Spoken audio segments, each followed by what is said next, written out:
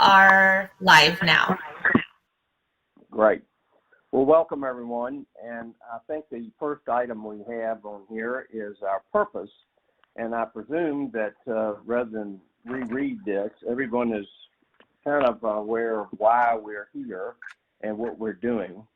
There is a sheet and that the city has put out that I think gives us a guidance as to what they've asked us to do. So I would ask if you haven't read that you do so and get that. I think probably the number one thing that we need to do is to try to ensure that we have as much public input into this plan as we can possibly get. And to do that, I have proposed that we do it several different ways. That number one, we will send out a postcard to everybody, asking for their information. We will put it in the water bill. We will put it online for the city, and I'll make sure that we get it into paper. So that should get everybody's attention as to where they can put their input into our plan. If we don't get sufficient input for that, I'll put a little note on everybody's mailbox and see if that'll jog them to do some, to come on and give us some information on that. We've got a fairly wide-ranging plan that they've asked us to do. About the only two things that are we've been asked not to address. One is impervious cover, and the second is that we're not going to look at a blanket zoning on BK's Road. So those are the two only things that I've been asked not to look at or not to include in our report. We've got, if we have any of our members that thinks we need to look at any of that, I have no problem about going back to the city council and requesting that we expand our scope to include something that's not in here on there. So I'd ask for, we'll run this as all I'm going to do is just run it, and any of our members here who have anything that they would like to address, please feel free to jump in whenever you want to on that. It's a very informal little meeting we're going to try to do on that. So to start that first thing, that's kind of our purpose. I hope that if you haven't read the strike forces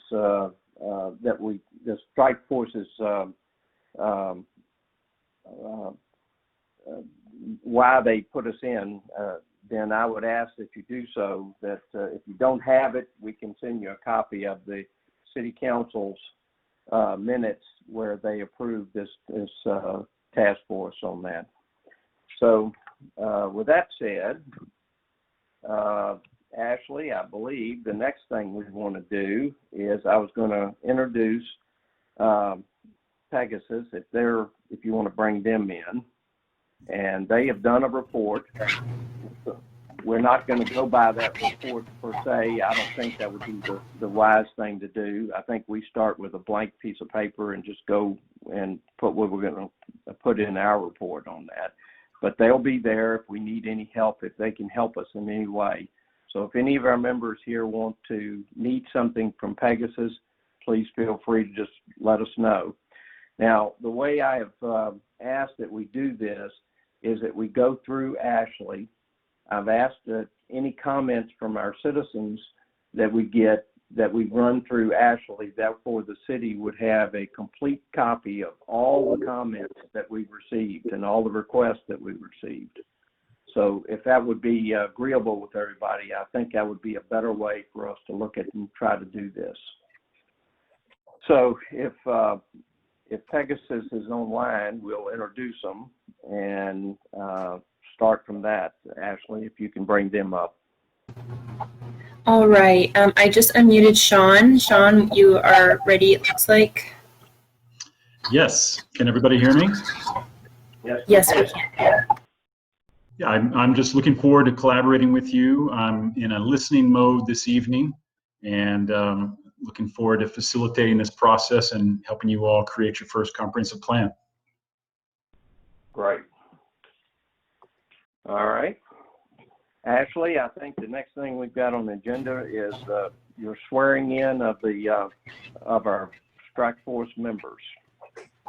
Yes, sir. All right, so we'll just do this kind of informally. I know it's kind of weird over Zoom. We won't go individually. I'll just go ahead and read off the oath, and then, at the end say, everyone in agreement, just please say aye. And then I'll go ahead and email these out to you guys for signatures in the next couple days, just so we have, something showing that you are in the strike force and you're official. So I'll go ahead and read it.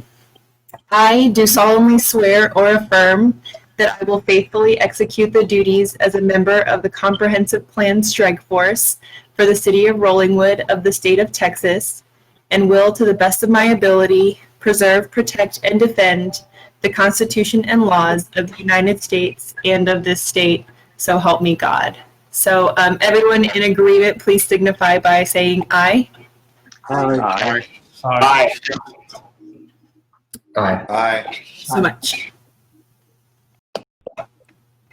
And I'm assuming we don't have any notes on that, so we'll go forward.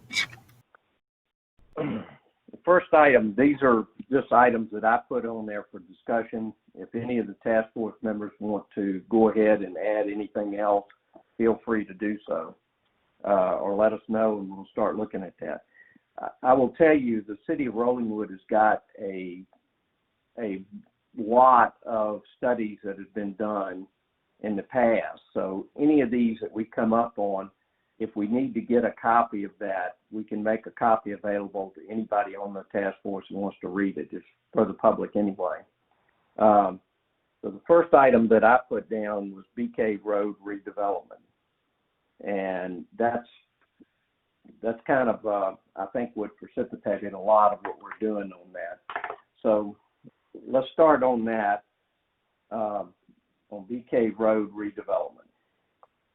So I know that's been a problem for the city as to how they've gone about looking at this thing. Now, keeping in mind that we're not looking at blanket zoning on that. So what we're going to ask the task force to do is just kind of give us some guidance, and we will try to get as much public input on that as we can.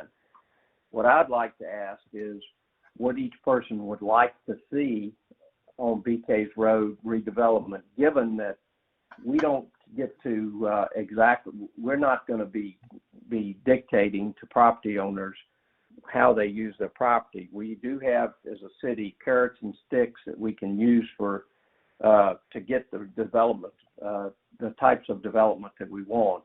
But this is not something that is unilateral that we can command anybody to do something with their property on that. At least I don't think so. So let's just start a discussion on that. And anybody would like to add some input, now's a good time to start.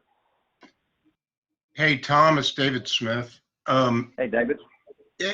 Kind of for the benefit of the group, can you explain kind of, because blanket zoning's a term of art.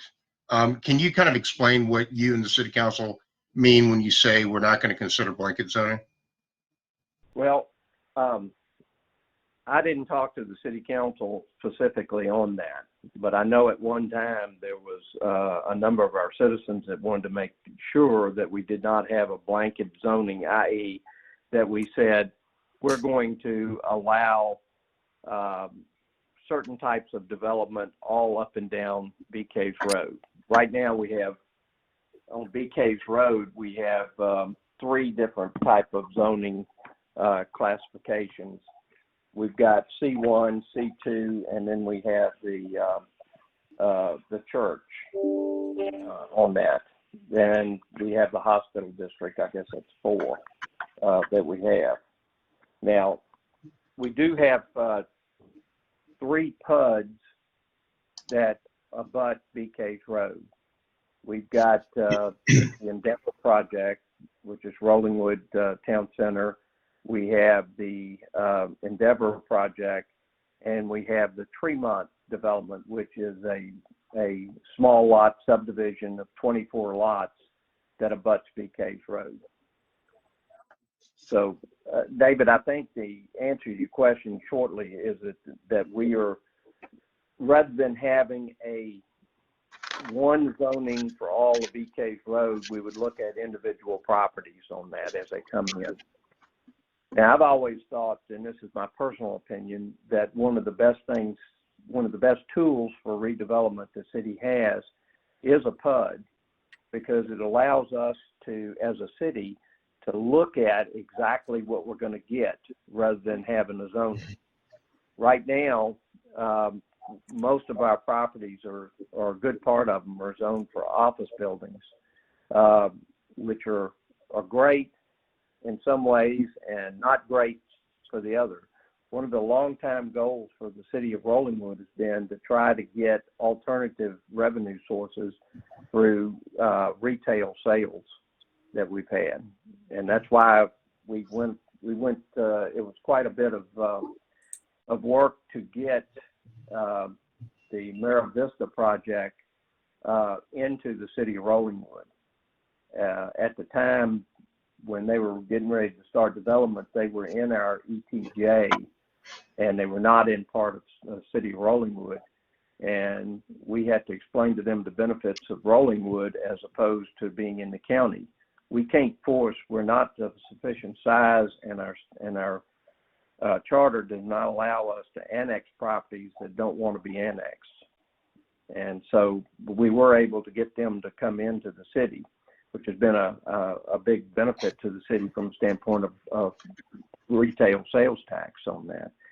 So I hope that answered your question, David. Did it? Yeah, it does. I was assuming kind of the direction was not to have a one size fits all zoning covering the entire bee cave commercial district, if you will, and instead do that. And one thing I'll say about, it's PUDs, or PUDs can be good and bad, in that and I think part of our exercise here is, the thing about a PUD is they're each individually crafted, each individually negotiated, which allows for a lot of customization. But at the same time, it's a evolving process. And, I think part of our, and also I will say, having represented developers, it costs developers money in terms of consultants and attorneys, et cetera, to negotiate those. And sometimes that can be a little bit of a cost barrier to redevelopment. Having said that, I think kind of part of our exercise and part of what I'd like to see is us to be able to use the zoning powers in terms of our recommendations to create a comprehensive plan that's going to encourage, frankly, the type of development we would like to see, and prohibit the sorts of things we wouldn't want to see there, and kind of incentivize redevelopment in a way that I think we'd all be proud of, and be an economic generator for that area. And the city. Correct. Absolutely. I will tell you, in 1999, we did a study on BK's Road, and basically it came out that the citizens at that time wanted BK's Road to be our main street for retail. A lot of, and that report is available if anybody wants to look at it. It may be a good starting point for where we are, to look at what we at least looked at 20 some years ago. But that we did do that report on that. So I would echo your comments, David, that obviously we want to make sure that we benefit the city with any redevelopment that occurs along BK's Road, and we want to dictate as much as we can, and legally can, what type of projects we want to see on that. So Now, I put as a second aspect to that, I put that we also look at the economic obsolescence and consequences of BK's Road redevelopment. And to me, that's been something that we've looked at for historically. We've tried to protect our neighbors, and they're not only residents, but they're our neighbors on Timberline and the adjacent streets to BK's Road. And I'm assuming everybody, do anybody not know what, well, economic obsolescence is where it would diminish your property value from something that's not on your lot, that's adjacent to it. It might cause an issue that might diminish your property values. So I guess that's as close as I can come to just explaining that. So there are consequences to any type of redevelopment we have. You know, we still have a little piece of road that we have to look at to redo to enhance a good part of our commercial district on BK's Road. And you know, we do have some limitations on our plan, and I'd like to kind of address those a little bit too as we go through this. We do have a limit on the amount of wastewater that we have available to the city of Rollingwood. Now, we just to give y'all a broader picture on that, when we were putting in the wastewater system, we had two major projects come in after we had started. One was the Endeavor project, Rollingwood Town Center, which was a pretty significant 200 and some thousand square foot of office space. And the other was we were able to get Mira Vista to come into the city of Rollingwood. To ensure our limitation on sewer is based on the amount that we can pump to the city of Austin over a given period of time. And there's a pipe that runs under Zilka Park where we hook up. I can't imagine the city of Austin allowing us to dig up Zilka Park to put in a larger pipe. So I think that we are going to be fixed with that. Now, we do have a backup system, and I think it's 75,000 gallons of excess capacity that we can pump into and store sewage until we can pump it to the city of Austin. That's really a temporary deal, and we required that when we had these two PUDs come in, Mira Vista and Rollingwood Town Center, so that in case they ever used enough wastewater that would overload our system, we had a backup on that. And that's never been used as far as I'm aware. It's just a big tank that's setting down on Delano Lane. So, yes. Tom, Ryan Clinton has his hand raised. Pardon? Ryan Clinton has his hand raised. Go ahead, Ryan. Oh. Thanks, Tom. We weren't sure if you had any idea if anybody was trying to participate through the system.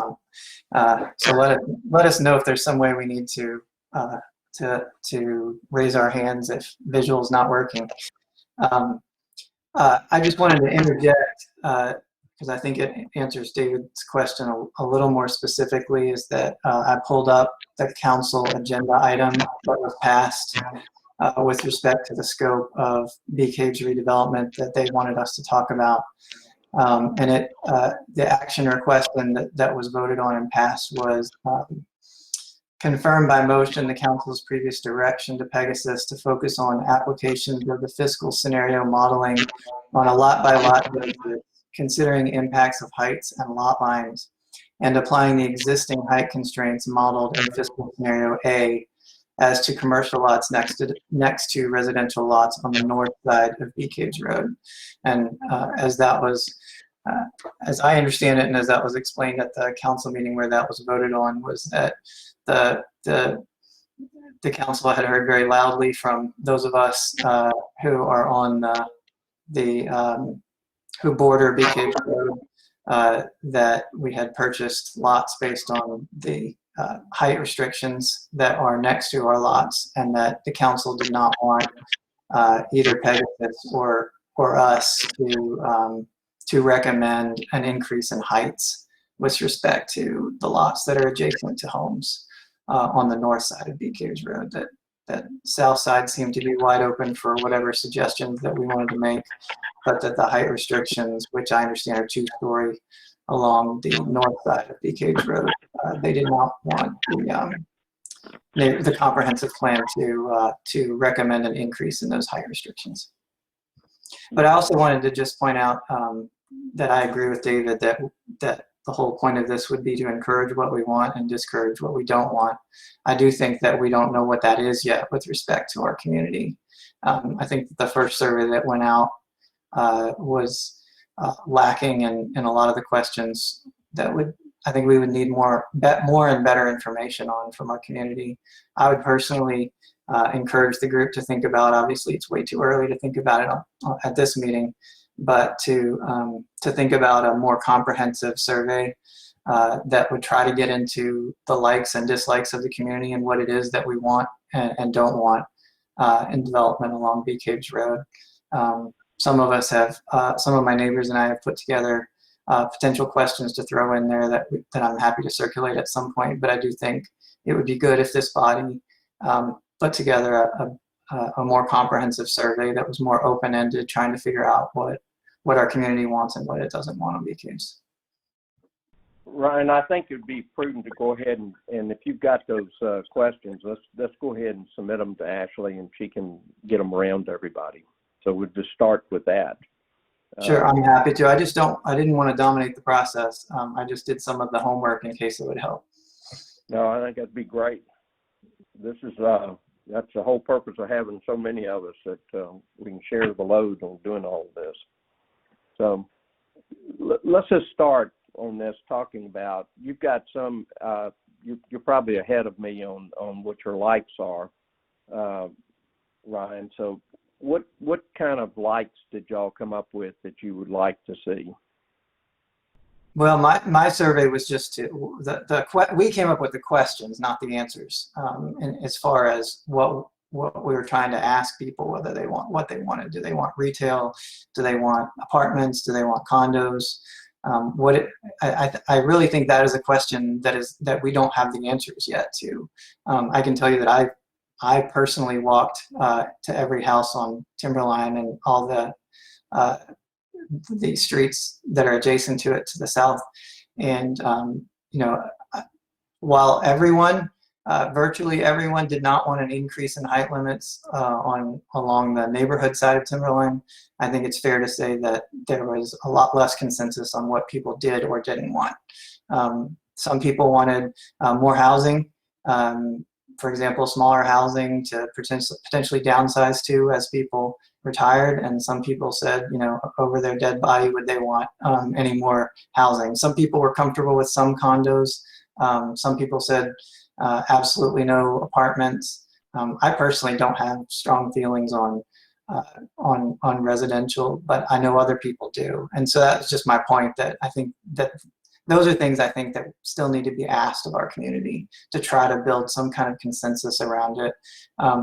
I do think it is also worth mentioning that the consultant, that initial report that went out did indicate that hotel and retail are the best, bring in the most revenue. If part of the purpose of this is to bring in revenue to the city, that hotel and retail bring in the most, and housing bring in considerably less, because you don't get sales tax or hotel taxes or any of those things. And I do think that at least some of the answers to the first survey reflected that people want restaurants and retail and things to go to, although I don't know that supply creates demand. So that's another issue we have to deal with.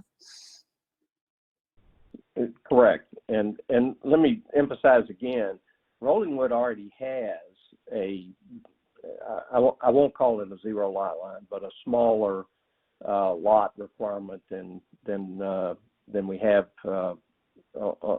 generally in Rollingwood on Tremont, which is 24 houses, and they're close to zero lot line, but not quite. they're a little bit bigger than that. And they actually abut BK's Road. Some of the lots actually go down and abut BK's Road. And we've had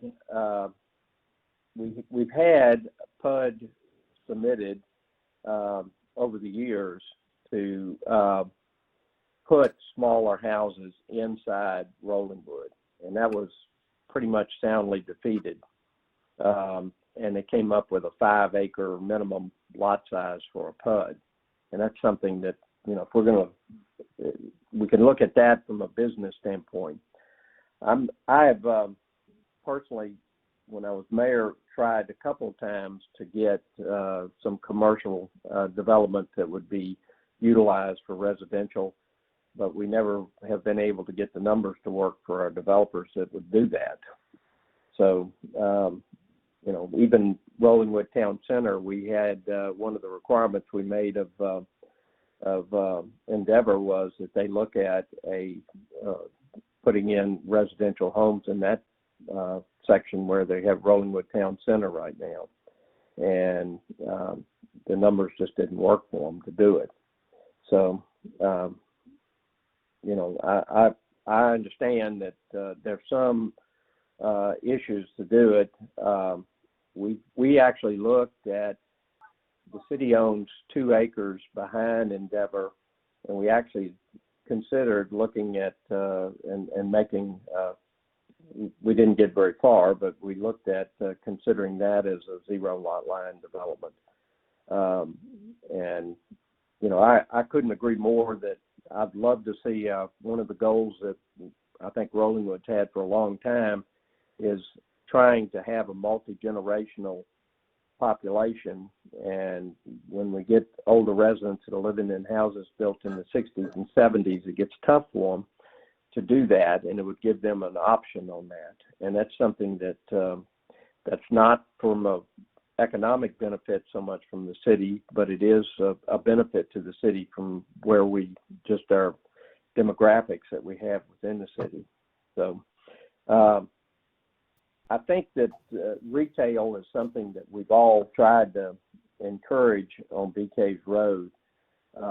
We do have the ability to, a lot of these, the zoning we have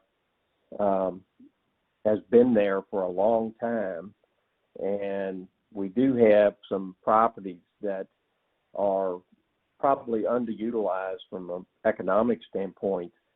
And one other thing I want to make sure that I bring up, the city of Rollingwood owns about 5 acres. I can't remember exactly the acreage, but I think it's 5 acres that's located behind the finish line and that area that goes all the way over to Edgegrove along the creek.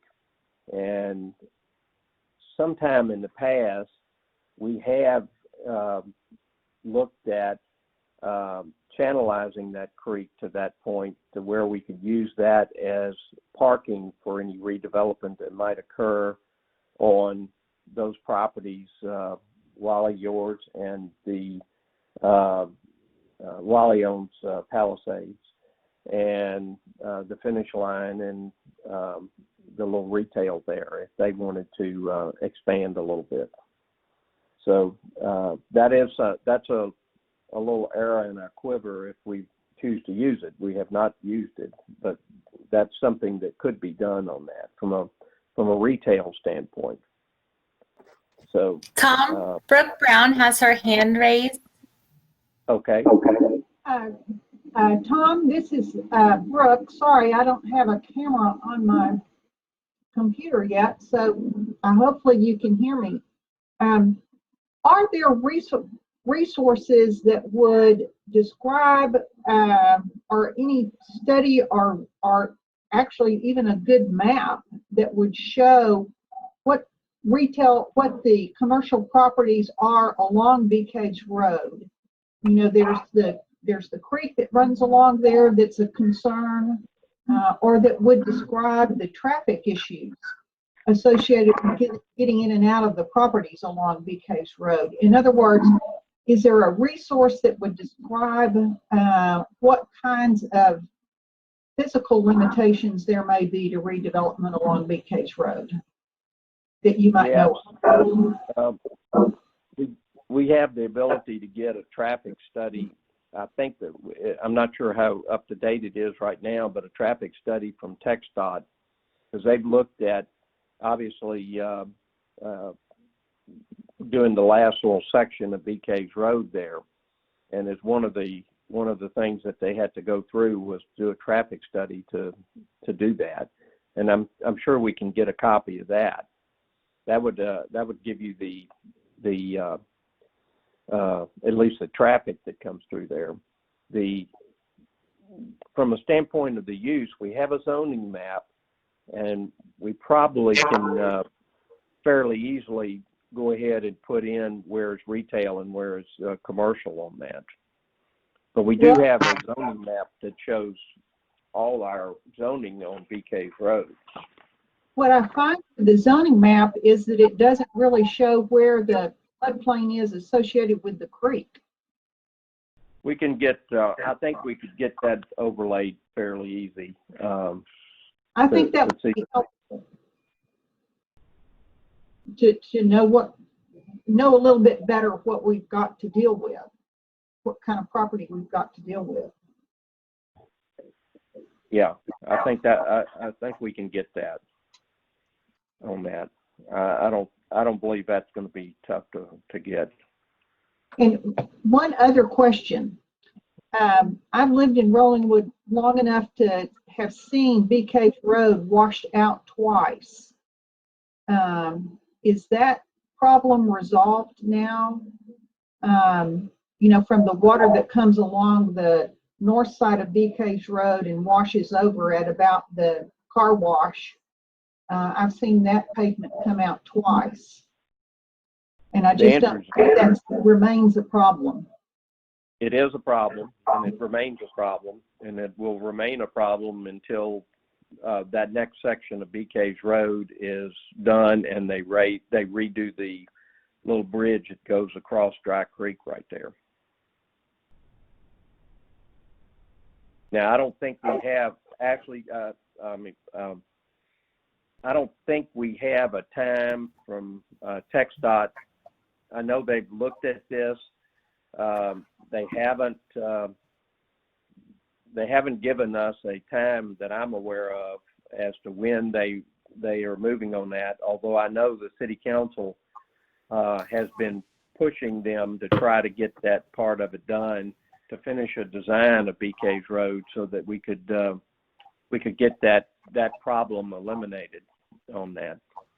Hi, Tom. This is Amber. That's correct. They haven't given us a timeline as to when that would happen. We thought that might happen not that long ago, but unfortunately, we did not make the short list for some of the funding. And then recently, I know that they moved a lot of the state funding to I-35, and David Smith might have more to add to that. But yeah, we're still waiting on TxDOT to move this project forward.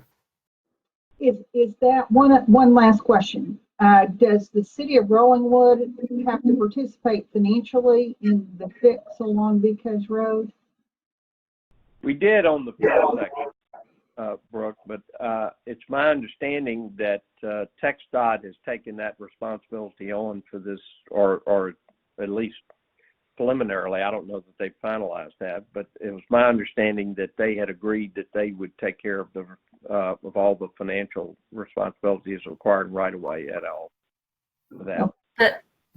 The city is responsible for 10% of construction costs, and we can bring that to TxDOT in the form of donated additional right-of-way, if that's possible. So I know Tom did a lot of hard work making some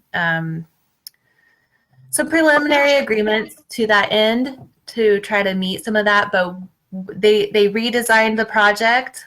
We don't have new project costs to understand what that 10% is going to look like.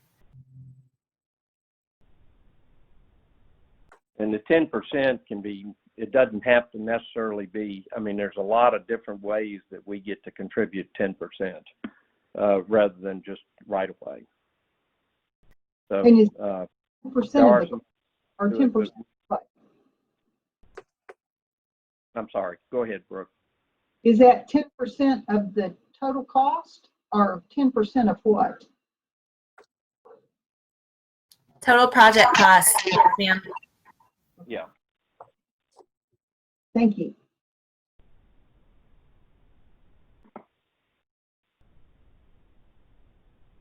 Wally, I think. Tom, Wally Grainer has his hand raised. Yeah, you talked about a preliminary plan for the center turn lane, which is in front of the Palisades.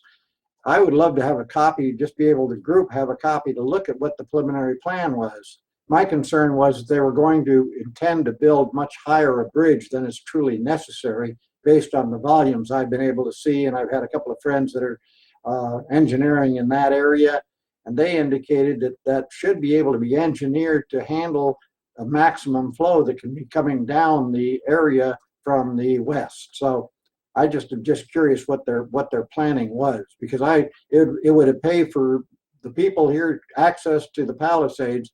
I'd be perfectly willing to move the driveway closer down to where you get a better view both directions and not have that steep driveway. I didn't design the driveway, but I've lived with it. For a long time, Wally. 30 years. Yeah. Where did time go? Yeah, I know. So I know there is a preliminary plan that came out. I don't know that I've ever seen, and Amber, you may have seen it, a preliminary plan on the bridge. I don't know that they got that far when I was there. Have they given the city a preliminary plan on the bridge? No, they were in the middle of updating the design and drawing the schematic, and that's where it dropped off. We kept pestering for an additional meeting to receive those preliminary sketches, and we haven't heard from them. Now, even though this road runs through Rollingwood, I want to make sure everybody understands this is a state-owned highway. They get to do pretty much what they want to do with it, even though they want us to participate. We are a junior partner on that, and TxDOT can be pretty hard-nosed about what they do, Wally. You've dealt with them before. Yes. You understand. I know. And so we wanted for instance, on the first phase, we wanted some additional center curbs, and they just, if we wanted the road, we were not going to get the center turns, center cuts that we had on there, or center curbs that we had. So we ended up with what we had on that. So, but we can give you what, we certainly can make available to you, Wally, what we have, because that's public information, and we can see that. They are in the process, I know, of redesigning their plan. They upgrade it all the time. So, and they'll do it right up before they let the bid. So, now there are a lot of other costs, and Brooke, are you still on here? I am. There are other costs that occasionally TxDOT will ask the city to do. We were able to get them to take a bow on that for the first second. But remember, relocation of utility lines, they usually will come back and say that that's a responsibility of the city on that. Now, we have a 12-inch water line that runs on the north side of BK's Road. Runs from BK Wood down past Montebello on the north side of BK's Road. Oh, excuse me, on the south side of BK's Road. It then crosses BK's Road and gives additional fire flow to the residential areas of Rollingwood. And I think it crosses right close to Edgegrove, doesn't it? Well, I'd have to look. I can't remember exactly where we put it. But there is a crossing that gives additional fire flow out of that 12-inch line. That's the biggest water line we have. Now, when we put that in, we consulted with TxDOT, and they told us that we were outside of their future right-of-way, so we should be okay. But if they relocate it, that would be an additional cost that they would ask us to bear, Brooke, if that's what it comes down to that. Okay. I don't think, usually the fiber optic lines, that sort of thing, the operator of those lines will be responsible for. So, well, getting back to our agenda on the redevelopment, obviously one of the first things we need to do is complete a survey and get input from all our citizens on that. I would like to emphasize that whatever we come up with, we need to look at the consequences to the housing along BK's Road and the adjacent streets to that, because it doesn't do us any good as a city to gain additional tax revenue and then lose it from ad valorem taxes that we have for decreased values, if there's any. I don't know that that's going to be the case, but in case it is, we should kind of look at that a little bit. And then the other part about that is the legal rights and obligation of property owners. And we may have the city attorney, if anybody wants to, kind of give us a briefing on what the city's position is on the legal rights and obligation of property owners on BK's Road. And I think that's kind of a big part of, too, as to what we can do. My feeling is, these are property owners that own this property. They've got rights under the current zoning. And we can, like I said, we can offer carrots and we can offer sticks, but that's about all we can do when it comes to doing that. We have a fairly strict zoning criteria and height limitation and use that we have on there now that is in effect. So that's something that I think I would like to have our city attorney, let me put it that way, because it doesn't do us any good to ask for something that we can't have legally on this. David, that's part of your bailiwick, I think, comes up. So, and I'm sure you'll be, the city attorney may take a different position than some of our other attorneys we have on the task force, but I think that that's something that at least we need to know what the city's position is about the rights of legal rights of our property owners on BK's Road. So, okay, I think what I'm hearing on this is probably one of the first steps we need to do is start working on a new survey that would ask people what they want to do. And Ryan, I think your questions that you had would be a good starting point to do that. If you can share those with Ashley and she can give them to everybody, we can start kind of looking at that. And I'll draft up a initial survey, no pride of ownership, just chunk in anybody that wants to make a change. I'll certainly look at what we need to do with that. And if you want to add anything after the deal, and I think that will be on our next agenda as a draft survey to send out, because I think that's probably the first thing we need to start doing and getting out in the hands of our citizens. So. I'll be happy to, so this is Ryan again, I'll be happy to circulate the questions that I had already put together. I do want to make clear that it was not meant to be comprehensive. I did the best I could to come up with the questions that I thought would be helpful, but I'm sure there are questions that we didn't think of. Specifically, I know you're not there yet, but one of the big items was also residential. And what we wanted the residential lots within Rolling Wood to look like, and I didn't even know what questions to ask on those issues. I think Jordan Scott, I don't know if he's here today, but he was the one who really wanted the commission to also, this committee to also take a strong look at modernizing the residential code, and I did not know what questions he would want or others would want asked with respect to the residential code. So the questions that I'll circulate are not intended to be limiting in any way. It's just a place to start.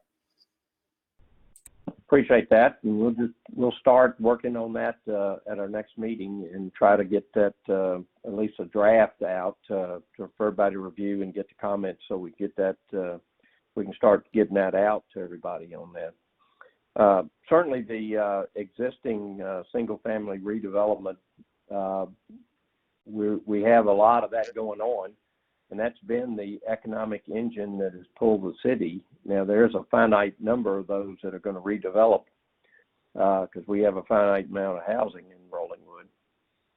Right now, the last time I was looked at it, it was like 70 houses we had generally either being redeveloped or a major remodeling job. That's probably, Amber, that's probably still pretty much true, isn't it, or has it dropped off some?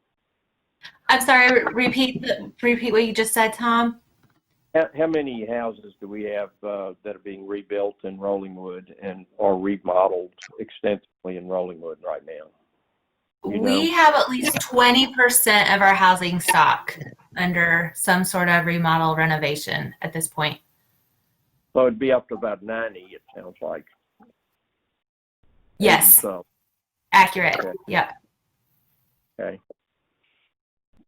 So, but there comes a time when that runs out, and that has been basically the I hate to use this term, extra money that the city has received, but that's where our monies have been coming from to be able to do some of the things I think the city wants to do on that. So we obviously, I think in y'all's packet, y'all have a breakdown of the what the financing, the project cost of all the projects that the city is looking at, $28 million in the most part. And that's one reason that re-looking at both our development in the residential area and our commercial district is so paramount to the city right now. And that's something that we can look at. Obviously the big one is drainage improvements. We're not charged with looking at impervious cover. But I think that drainage, and Brooke, this goes back to what you were talking about. Obviously, if we allow more intense development on parts of Bee Cave Road that drain into Dry Creek, it could adversely affect some of the other properties that are to the east of Edgegrove as it goes through Rollingwood. And that could cause them some problems. So I think that's something that I know our engineers have looked at Dry Creek fairly extensively. I think they did a drainage study. Amber, didn't we do a drainage study on Dry Creek? Drainage study was started. I don't think it was ever finished. It was stopped midway. Okay. Tom, I know Mohit Goyal had his hand raised earlier. Mo, do you still want to speak? Mo, I can't help you with the mute button. I can't figure out how to get the mine to work. So yeah, I've got some lag. No, I don't have any comments at this time. I'm just absorbing and listening. It's my first time attending something like this. Well, this is go ahead, Amber. I've also got a hand raised from David Smith. David? Hey, Tom. Yeah, I'm trying not to jump in, but on the issue of impervious cover, I'm gonna have to get a little more clarification at some point on kind of what the direction of we can't included any discussions of impervious cover, largely because, you know, I don't know that there's any way to talk about potentially increasing density without talking about some flexibility on the impervious cover limits under the current zoning, which I think is 50% for commercial and 60% impervious cover for the hospital district. And, you know, TCEQ, when they look at water quality and stormwater quality, looks at water quality and how the project is engineered in terms of stormwater quality coming off of a project, both in terms of amount and the overall quality. Impervious cover as a component of water quality is only effective under certain conditions that allow it to function effectively as a water quality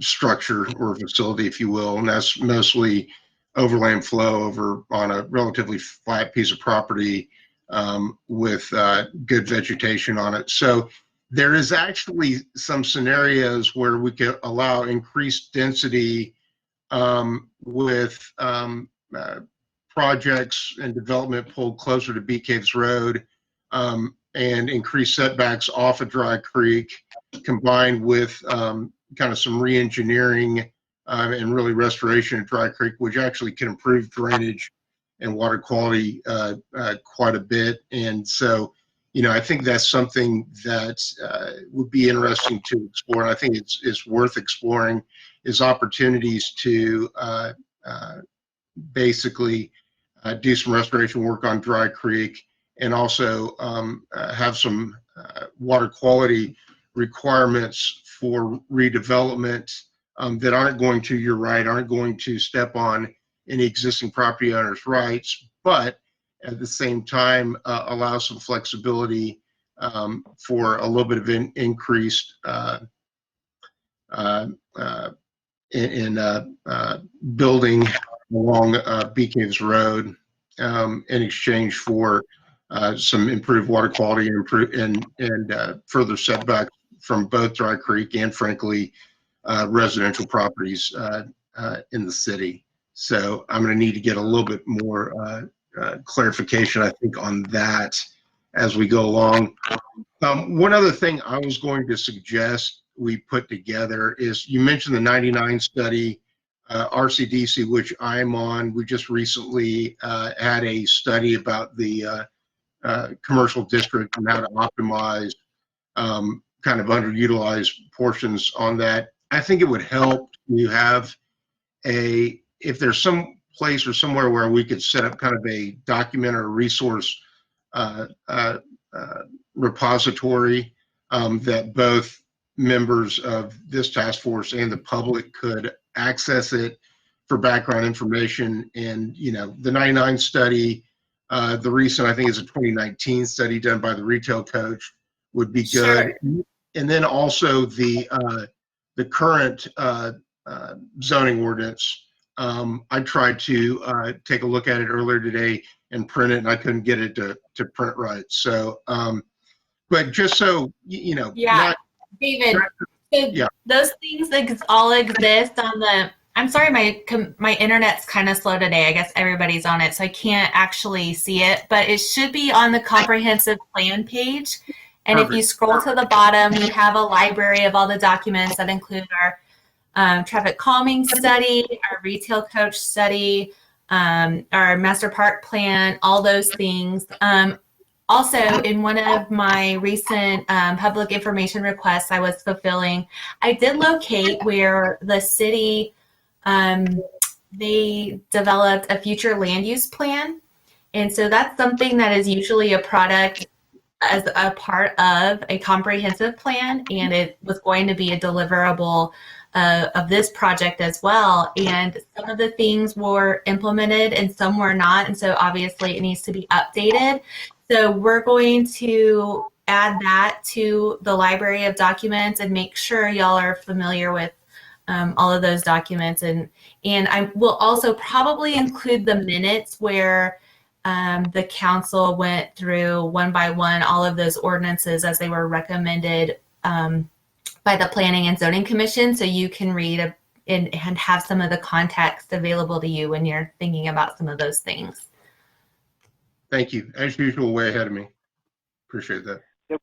There's one other report that was done.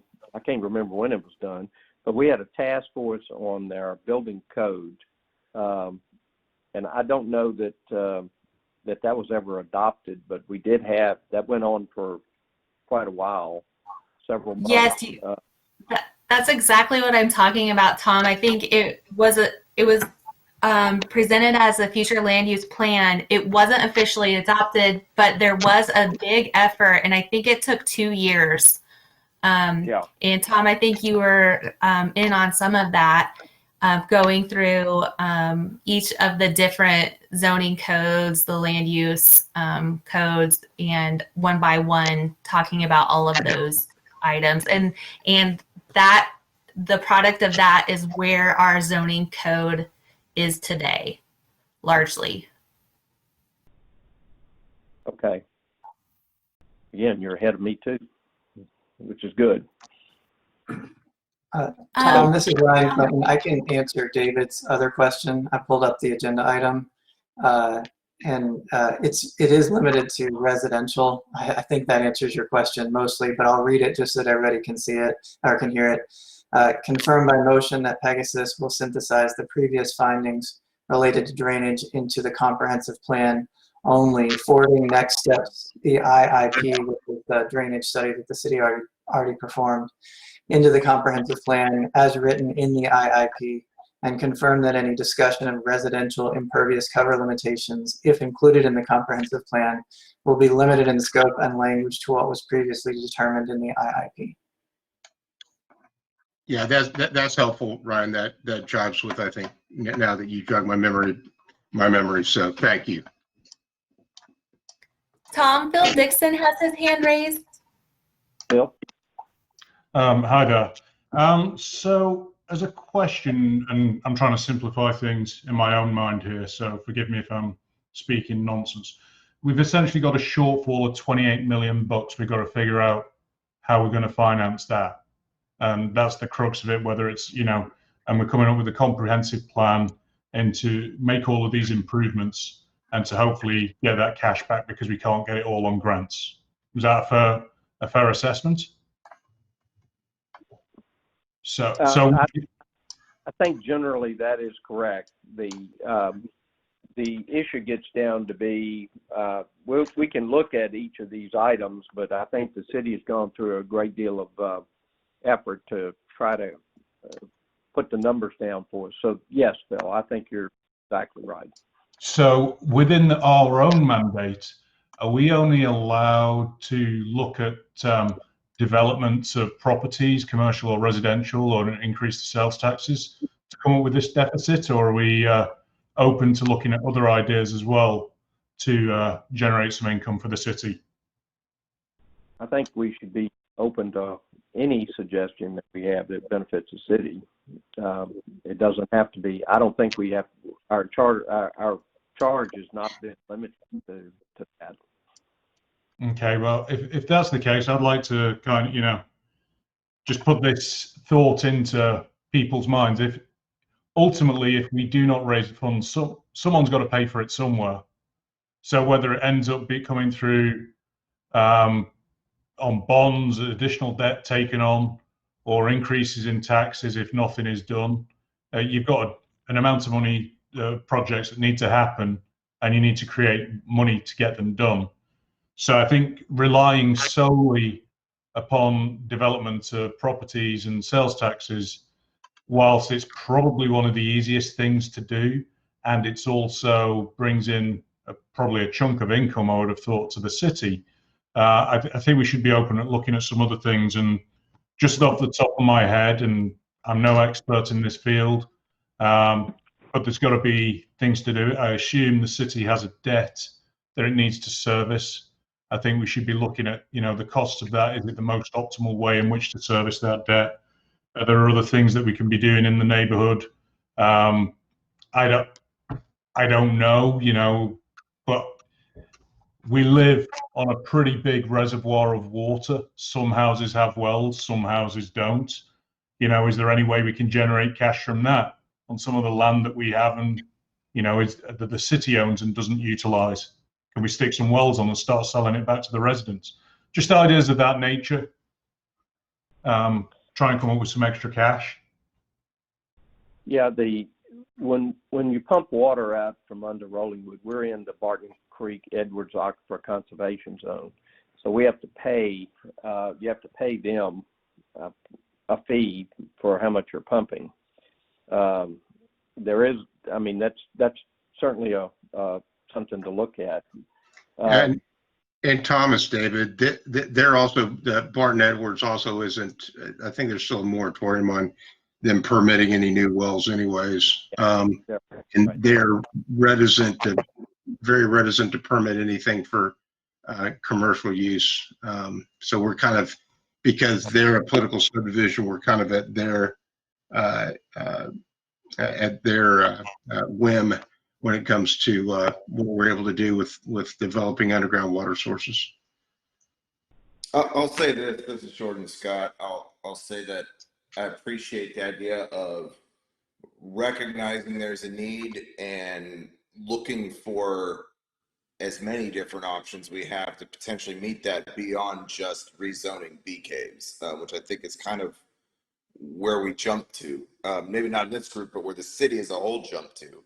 And that may be our biggest lever to push. It makes sense from a comprehensive plan standpoint to look at all of our different methods of raising any missing funds that we need to maintain infrastructure in the city.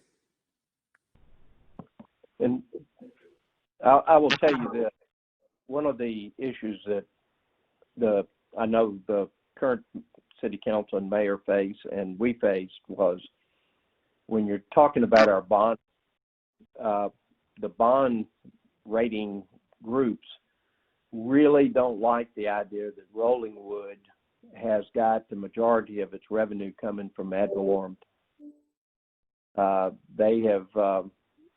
They've made a note of that every time, and our bond rating could be gets impacted as our ratios of ad valorem tax and sales tax or other locations fill. And I appreciate that that idea of the water, but that comes in as to our bond rating and to the amount of money we have to pay for any bonds we have to float.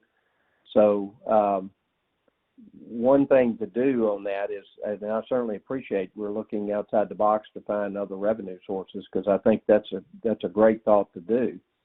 But one of the critical areas that the city has to face right now is that we have our income is based primarily on ad valorem tax, and the bond people don't particularly like just one source of where the majority of your money is coming from. So that's one reason I think that to encourage the retail on BK's Road, try to get that. I'm assuming retail will be back in business sometime in my life when all this is over. Right now, I'm not sure that's too bright, but maybe that'll change on that. So, well, I appreciate that. Yeah, I just think there's some ways, you know, even as you touch on the bonds, and I'm no expert on doing a muni bond or anything like that, but there has to be a win-win with the residents and the city. If you know, you can service your debt through your residents who may not necessarily be too worried about retail being the only source of income, if it, you know, saves them money ultimately on their property taxes, and you create a bond just for the residents support it. It's a discounted rate what you're having to pay to the banks, so it's a win-win. That was just one of my high 50,000 ideas. Well, that's I'd like to hear them all. tell you the truth, because the city needs to explore things. Well, it may not turn out to be that we can use it, but that's okay. We'll try to look at it and come up with what we can come up with on that. I'll give you an example of that, Bill. One of the things that Rollingwood's done very well, I think, throughout the last 40 years is we've looked at what you pay for fire protection and what we spend to upgrade our water system and fire protection ratios, because it's a rating system. Rollingwood is rated 1 to 10, and I can't remember if 1's good or 10 is good, but if we move that up, your fire rates go down. And so we got a multiple effect of spending money to save our residents fire policy fees by doing that. And that's been something that we've looked at, not only, I think it's been done multiple times, but that's a kind of thing you're thinking of or talking about, and that there is a savings to our citizens every time we upgrade our water system on that, generally. Amber, that's correct, isn't it? Yes, you're correct. And not only that, every time, I know that we've looked at upgrading the cul-de-sac water lines, it also adds to their property values, your property values. If you have an upgraded line that can support fire flow and support maybe some of the higher water demands that maybe a higher valued home would demand on the water system. Excellent.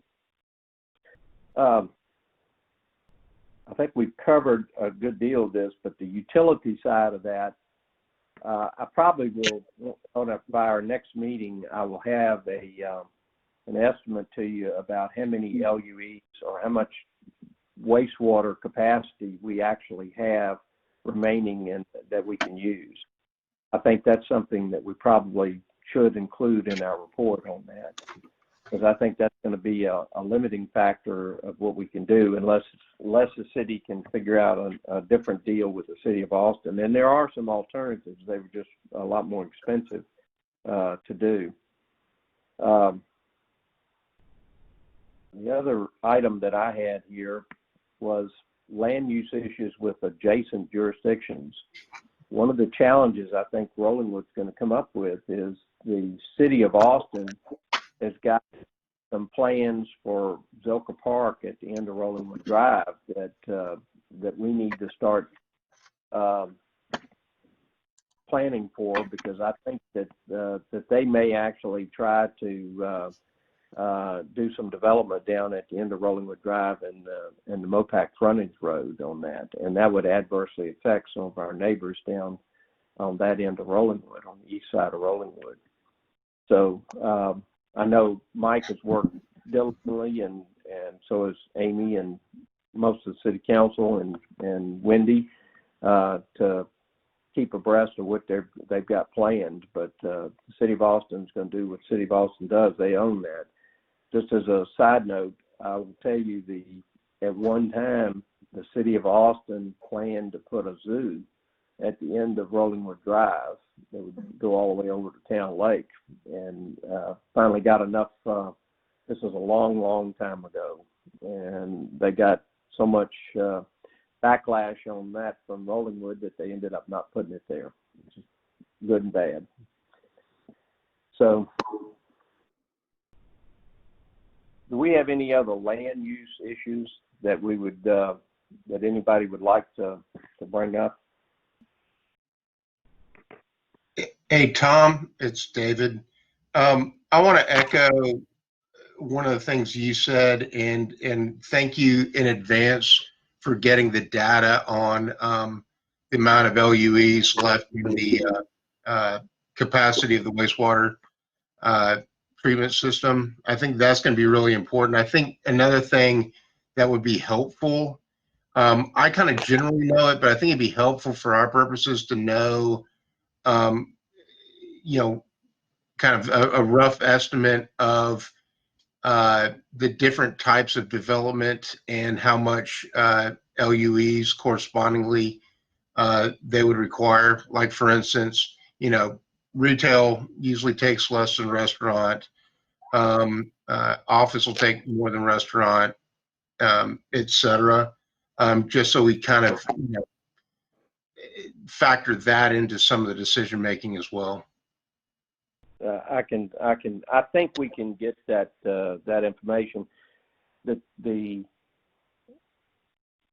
calculations that they use for available wastewater, it's limited by both pipe size and our ability to process it to the city of Austin.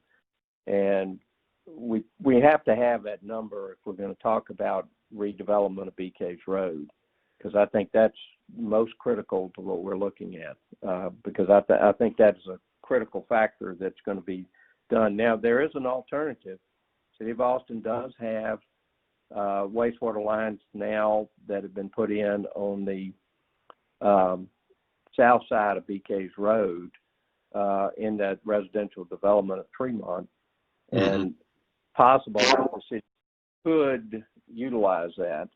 It wasn't available when we put in our wastewater system, and that's a whole different.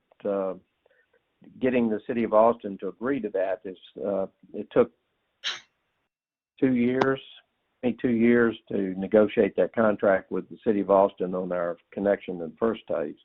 So it's not particularly, they're not the easiest people to deal with in that regard. So, but yes, we can get, I can get an estimate. I'll just off the cuff give you this. I think we have probably 300 LUEs available right now.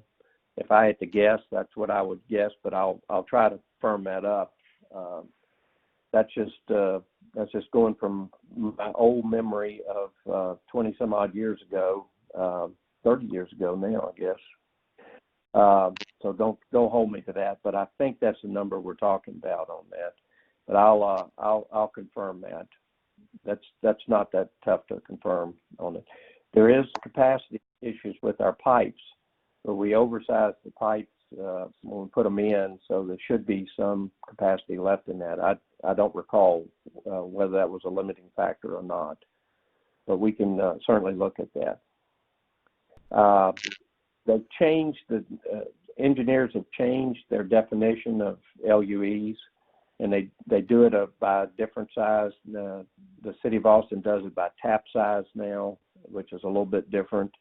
But we can come up with, we can try to put some estimate out there as to what we have left.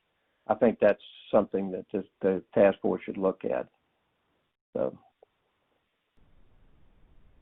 are there any other areas of interest that any of our committee members would like to address or like to look at as we go forward? And this is not your one time. You can bring it up anytime you want to, but if you've got anything, any other issues you might want to bring up, we could do that.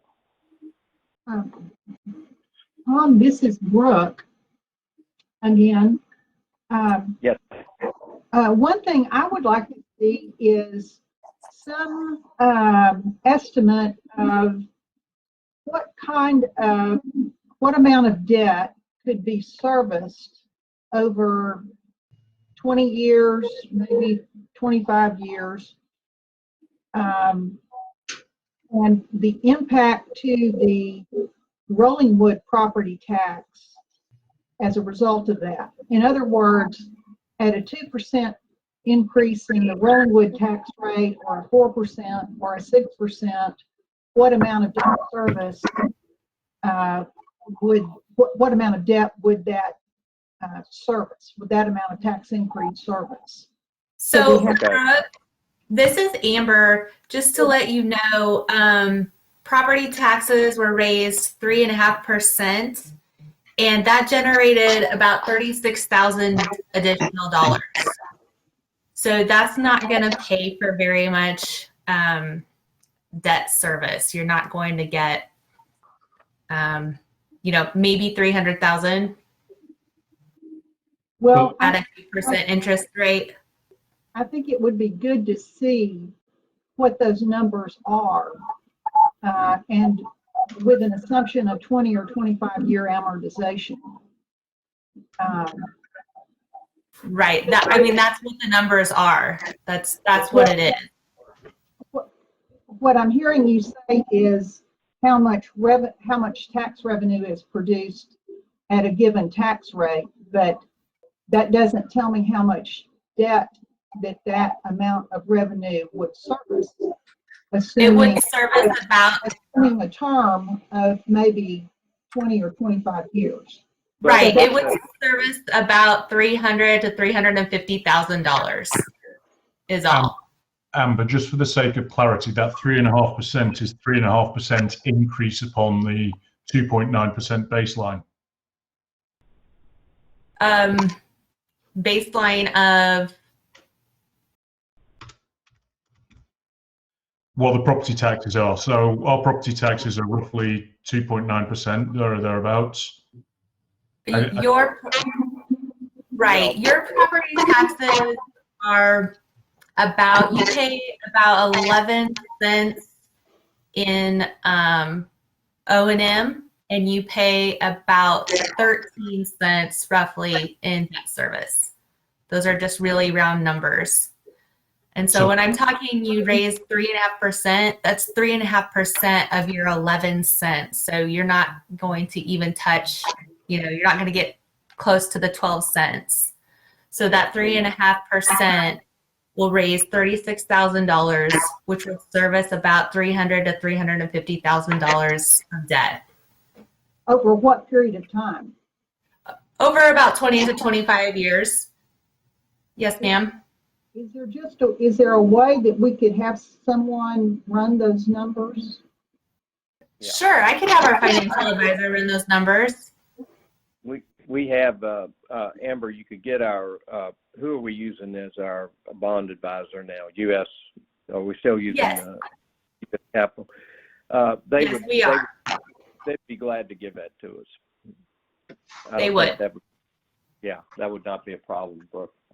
I would say that your 2-point estimate is not, just keeping in mind that the taxes we pay, Rollingwood just gets, our taxes include both the school district and EMS and EISD and all that, and it's the amount that Rollingwood gets out of that is fairly a small amount.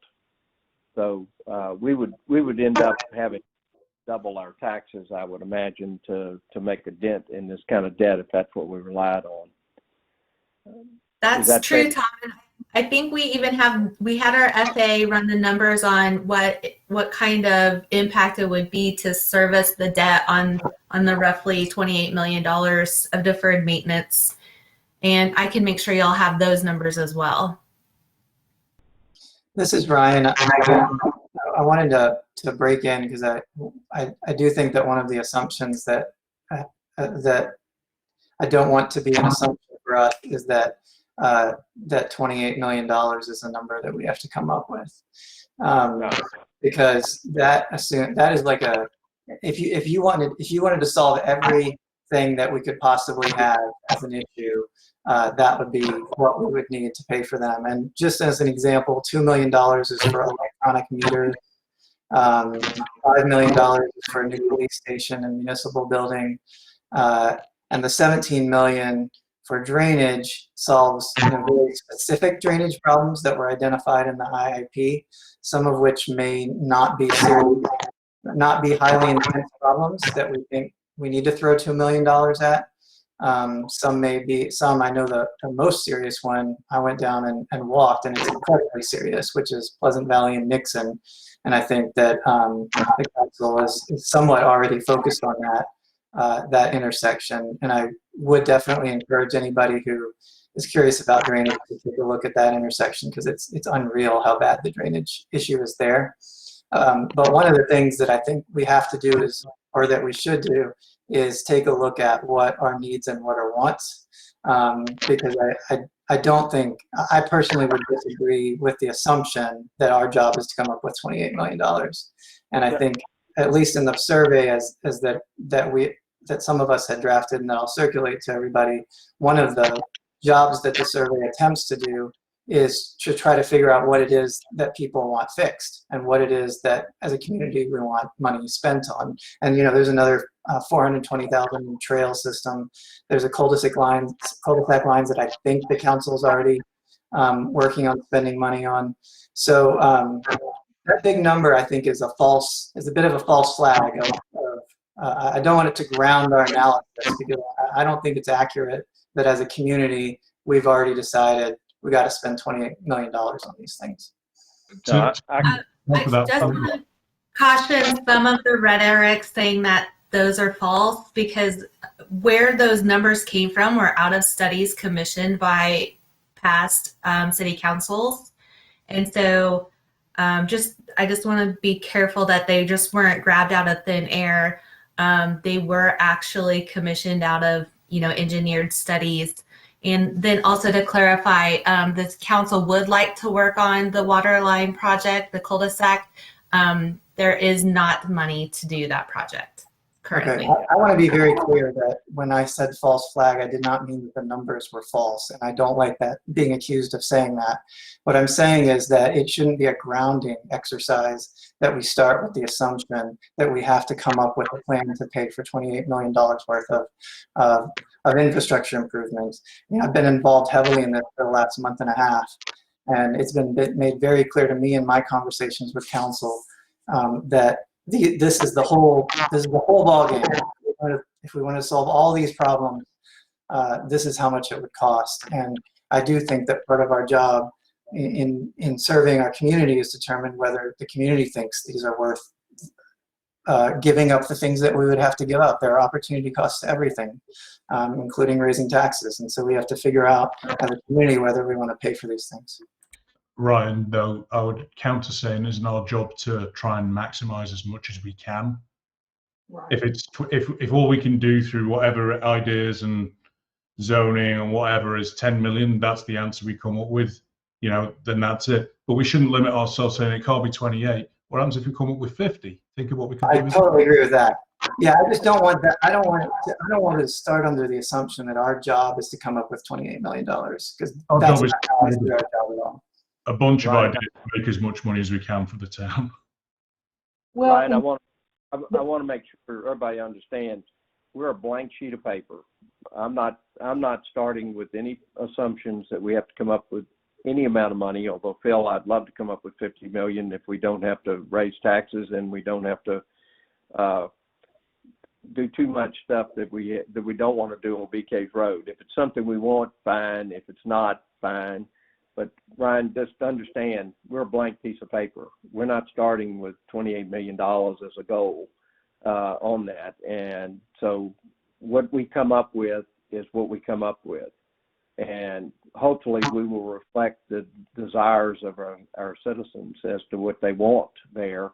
And if that turns out to be 2 million, that comes up to be 2 million. And we have to deal with the consequences of that, or 50 million, Phil. I hope that's a good number. I'm gonna hold you to that, Phil. Lottery tickets. Real bright ideas. right. Well, and that's why I was thinking that it would be helpful to know at various, what's the tax hit if we did 5 million? What's the tax hit if we do 8 million? Why don't we wants to give us a scope of property tax revenue as a source, not the source, but to give us an idea of what can be raised in that. without From that. I don't want a problem with that, but why don't we do it this way, Brooke? What if we get them to come up with, okay, what would it cost to, from a strictly tax standpoint, to come up with $1 million? And we can do the multiple of that if we want to. But that would be a reasonable start, I think, to look at that, to where we're not, we don't want our public to think that we're going to raise and triple taxes as to what we're do, because ours is an advisory capacity anyway. But what we're going to try to do is come up with the best ways we can do it based on the desires and wants of our citizens as to how much we can raise. And I'm not starting with any of a agenda or any number that we have to hit on that, Ryan. I hope that helps a little bit. Well, and this is Brooke again from another aspect. If we're looking at public improvements that are going to last decades, then it's totally appropriate to finance them over decades as a matter of utility pricing principles. It shouldn't be, so the debt is really the only way a city has to do that. So that we share the burden with those who will benefit from these improvements later on. So that's another reason why I think we need some kind of chart that shows us over those how much can be raised, assuming just a few standard assumptions. And Tom, I might give you a call and we can talk about what those assumptions would be, and then see if the city finance people can come up with a simple chart that gives us a tool. Okay, I'll be glad. I would say this, remember, there are some, even on the list that we have, there are some savings. For instance, the electronic meters do save the city some money ultimately, because you don't have to, it's a lot easier, cheaper to read the meters that way. There's pros and cons about electronic meters, but it does give the homeowner some ability to regulate their water usage a little more efficiently on that. So, and it does save the city some money on reading the meters, which is not a lot, but it does. Okay. And my point on that wasn't that something that there are no, that these aren't, legitimate things to consider. My point was only that we do have the ability to prioritize things that the community thinks are really important needs, and maybe the community might not think. And if we're over a barrel financially, do we want to spend $2 million on water meters that may or may not pan out helpfully for us financially in a short term? If we're not over a barrel, yeah, throw it in. That's my only point, is that I think the community should be able to weigh in on what the priorities are.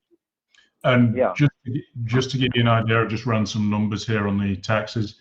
If you work out an assumption, and these are rough numbers, 500 houses in Rollingwood, $1 million each, 1% difference on the property tax is $5 million then. So I think that just gives you the scale and that scope. You cannot achieve what we need to do through just property taxes. Right. I understand that. What we can achieve is another issue too. Yeah. Brooke, I'll make sure I get you some information that I hope will be helpful to you. Okay. Any other issues or any other reports that we may be able to provide the committee that would be useful to you, that you can think of right now? No hands? Okay. No hands. Okay. Sounds bueno.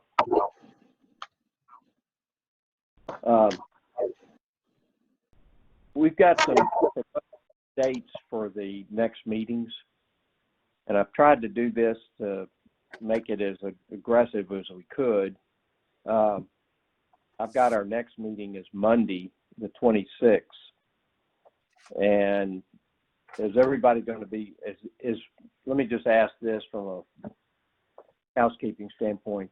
Is 4 o'clock the best meeting for you, for everybody on this committee? Or would it be better 5 to 7 or Mo? We're getting some 4 is good fours. for me. Okay. I'll hold up a 4 as well. Okay. 4 looks good. I'm probably the easiest on the committee to find time to do this, so I'm good to either time we want to do it. So, are there any questions or comments anybody would like to make? Well, I'm going to summarize this. I think the first thing we'll do is try to, and Pegasus, I may get you to help me draft a new survey that's a little more comprehensive. Ryan, if you'd send us your questions, we'll make sure that we address that in the survey on that. Brooke, I'll try to get you the information on the tax deal, and I will try to get the information on an estimate, and it is an estimate, on the remaining capacity we have in our water and wastewater lines. And I don't think there's any other utilities that would be affected either way with that. Electricity, anything like that, I don't think we have any other utilities that would be affected by any development issues we bring up. Should be good on all that. Okay.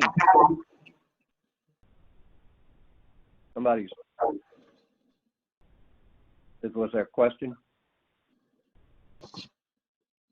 Okay, let me reiterate. I'd like to try as much as possible to get all of the responses we get from our citizens going through Ashley, and she is setting up. Ashley, would you address how you're going to set that up, please? Ashley left. She had some family plans this evening, but I believe she is going to possibly host them on the website in a way that everybody could access them there. But be on the lookout for more information about that. All right, so any of the questions we have among ourselves, everybody has gone through the Open Meetings Act. Whether we are or not under that, we try to act like we are. And so I'd like to run through all our questions through Ashley if we could. If somebody has a report they want, just if you would communicate by email to Ashley, that would open it up for everybody to look at, and we can all look at that together as we go through. So any other comments? Thanks, Tom. Don't hear any, so we're going to adjourn our meeting. Well, first of all, do we have any citizens on the line that would like to address anybody? If you would like to address the strike force, please raise your hand. If you're on the telephone, press *2. We do have phone number ending in 7270, Tom. Okay. Go ahead. Hi, this is Sean Garrison. I just wanted to mention we've actually done a lot of summary work of all the past reports. The city has a copy of that section, but we're happy to prepare that for you. So it might save some of you some time because some of those reports are pretty lengthy. And we also, we did have a presentation prepared tonight. We'd love to give it soon on Comprehensive Planning 101. I really think that all of you guys could benefit from just understanding the differences between comprehensive planning and zoning. It's a fine line, but it's worth discussing. So, Tom, I'd love to talk to you offline about, when's the best time to present that. How long? We've got a few minutes. How long is your report on that, Sean? How long is the presentation? Yes. It's probably a 30-minute presentation. Yeah, I'm gonna try to keep our times, values everybody's time. So maybe we'll do that at the next meeting, and we'll put that on there and see if we can do that. Okay. That sounds great. All right.